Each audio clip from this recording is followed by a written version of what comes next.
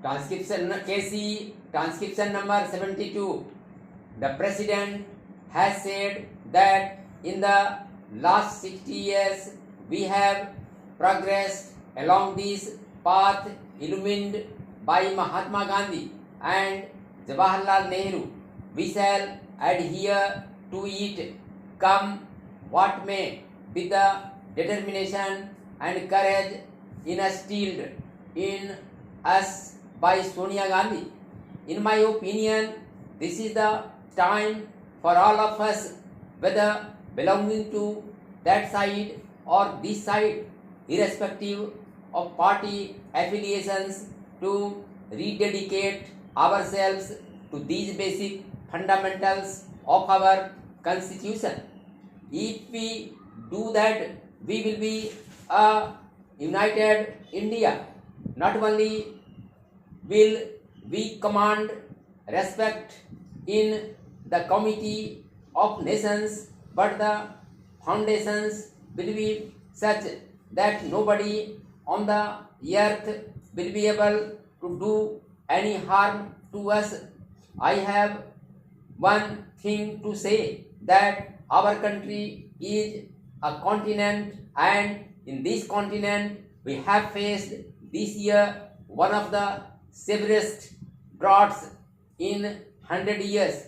It is the prudent policy of having accumulated buffer stocks that, in spite of setbacks that we have experienced, there has not been any starvation death. This is a tribute to the ingenuity of our policy of having created the buffer stocks. To my mind, where are one or two grey areas. One of the grey areas is our population explosion, which my friend Sri Prasant has also referred to. We may be doing what we are doing. For instance, 20 million acceptors of contraceptives and other things we have produced, but we have not evolved a national consensus on this issue. I spoke about the matter in different forums. When the Prime Minister was also there, I told him that a national consensus on family welfare program must be evolved. I also told him that you have been calling meetings of the opposition parties quite often on different issues, but to my mind the most important issue for which an all party meeting should be convened is to evolve a national policy on population. In spite of our all-round economic development, it all gets nullified by the population explosion. We have not done much in this direction. I had the privilege of going to China, and I saw how they are progressing in this regard.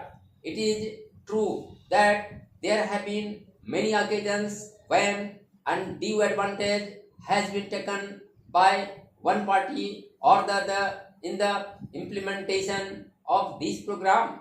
That is why I want national consensus on family planning. Sir, I go to the next area, and that is with regard to agriculture.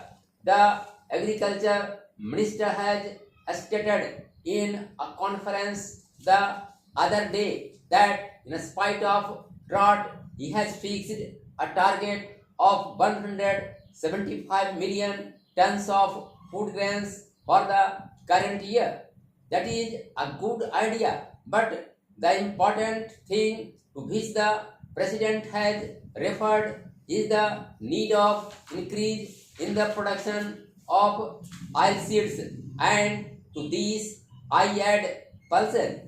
I want the government to give a special attention to the production of these things, because edible oils and pulses are the common man's need in India, and we are having shortage of pulses and edible oils, and we are importing these in a very large quantity. So the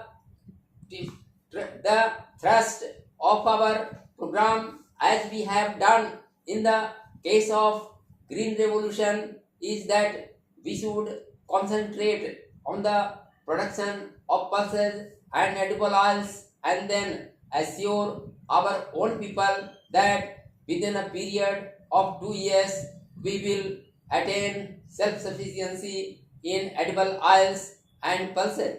The next point is with regard to public sector.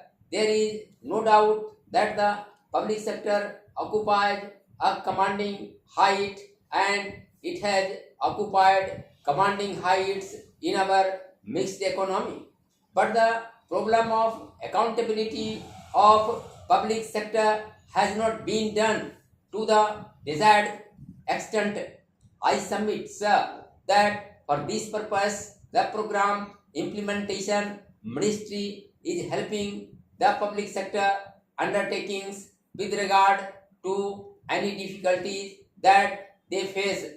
In that ministry, on or before 5th of every month, they get a report from the particular undertaking with regard to the difficulties that they face in manufacturing or marketing or finance or any other thing, and the program implementation ministry sees to it that these difficulties are removed.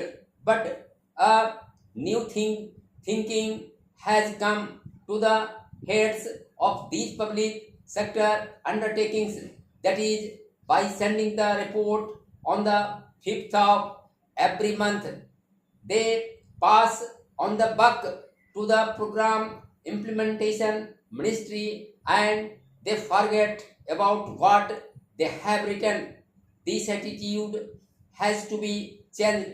The executives of these public sector undertakings should be told that the planning commission or the program implementation ministry is there only to help you, and it is for you to set things right and see that any difficulties faced by them are removed and their undertaking shows results.